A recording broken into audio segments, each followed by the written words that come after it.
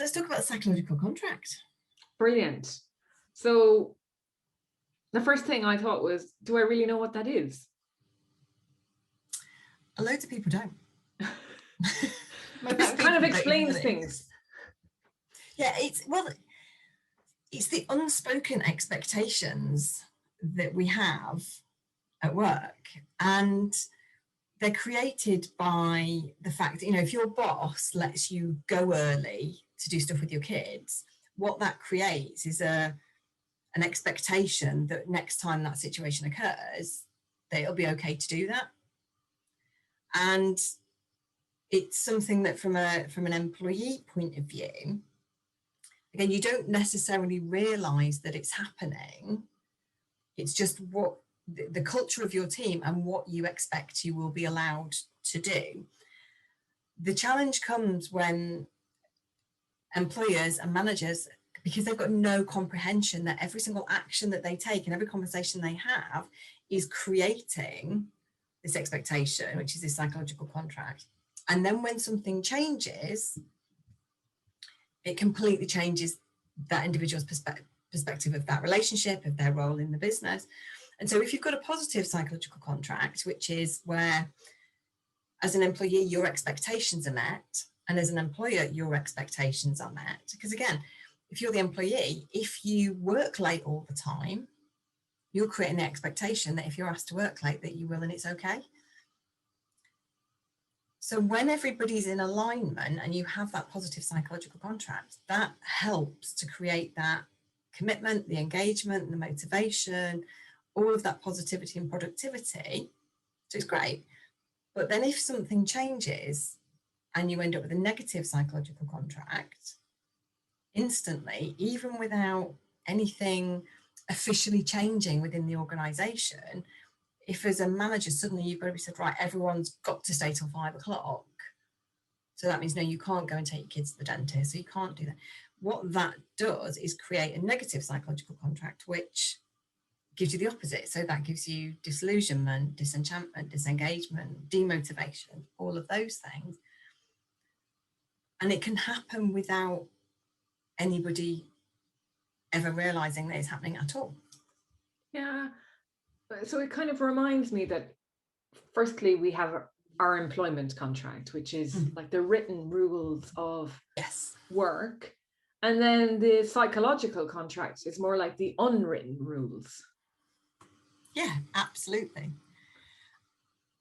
And when we're talking, over the years, when I've been talking to managers and companies when they're recruiting, is when that psychological contract starts to develop.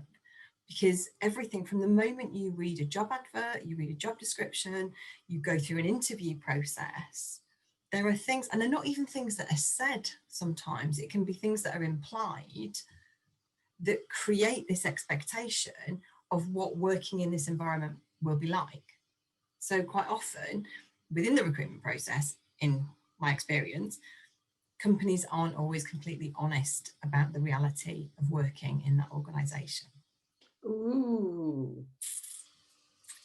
So they're hiding or reneging on what the psychological contract side of work is like. Yeah. So for example, I worked in the recruitment industry. The recruitment industry is notoriously challenging and hard work and very salesy.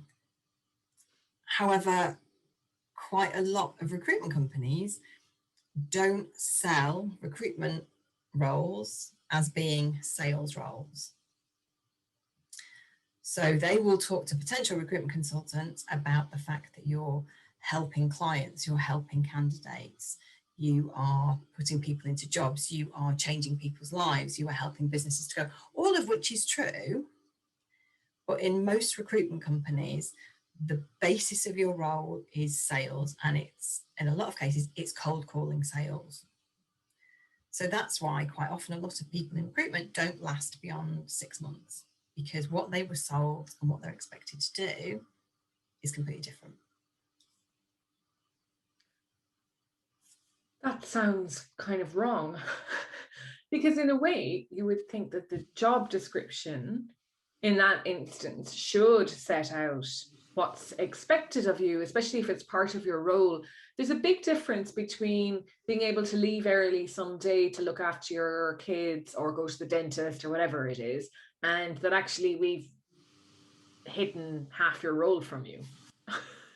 And in fairness to recruitment, it's not the only industry that does that. There's lots of other environments where sales is a much bigger part of the role than it's made out to be.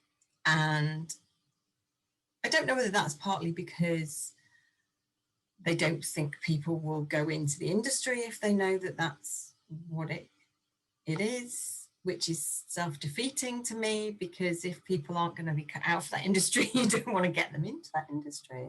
But is it just the opposite, that they think if you're coming into the industry, you must know that recruitment is about sales, or other jobs are about sales? I think it's the difference sometimes between cold sales and cold calling, which a lot of sales jobs are, and relationship sales, because relationship building and selling that way is completely different to cold calling. And in some recruitment roles, you can go in and you might work for one particular client. So you're not doing that sales element. You are representing the business and you're developing relationships and those things. But what you're not doing is constantly picking up the phone and calling 25 different clients every day till you pick a job up and then filling that job. Yeah, and it's just, you know, and that's an extreme example, but a really easy one to get your head around. But in all sorts of industries, it's just that sometimes businesses like to paint a slightly prettier picture of their environment because they want to get the best people in. And I think there's some reasons where some people do that completely obliviously because they don't actually know necessarily how toxic their environments are. Or they might just be doing it to kind of gloss over a few things because actually it might change if we get the right people in. We can change it that way. And that's, I think, the generous side of that.